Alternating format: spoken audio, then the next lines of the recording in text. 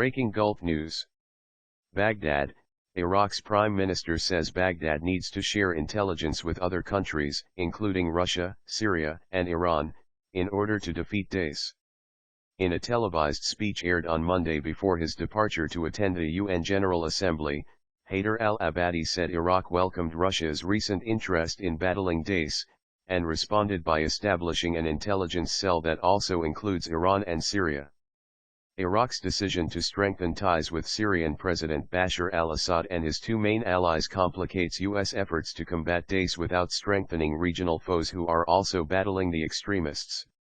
It comes as Moscow has been ramping up its involvement in Syria in defense of al-Assad, ferrying weapons, troops, and supplies to an airport near the Syrian coastal city of Latakia in what the U.S. sees as preparations for setting up an air base there.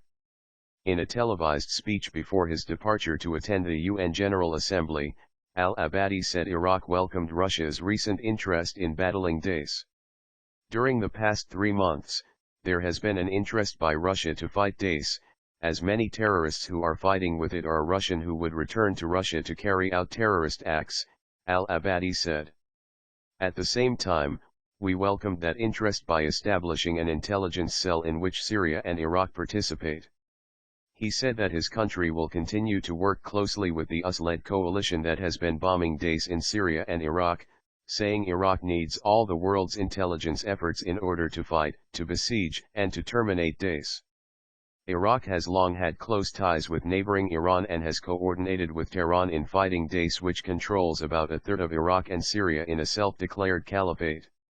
Iran has sent military advisors to Iraq and worked closely with Shiite militias battling Daesh. A US-led coalition has meanwhile been conducting airstrikes against Daesh in Iraq and Syria as well as training and advising Iraqi forces, but US officials insist they are not coordinating their efforts with Iran.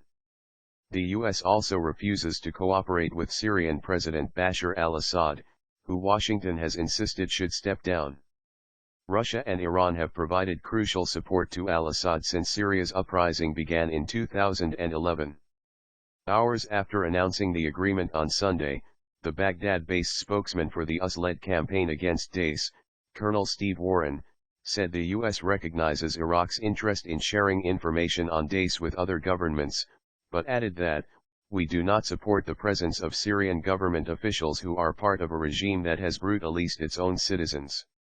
In New York, U.S. Secretary of State John Kerry, who met with Russian Foreign Minister Sergei Lavrov on the sidelines of the UN General Assembly, said all of the efforts need to be coordinated. "This is not yet coordinated. I think we have concerns about how we are going to go forward. That is precisely what we are meeting on to talk about now.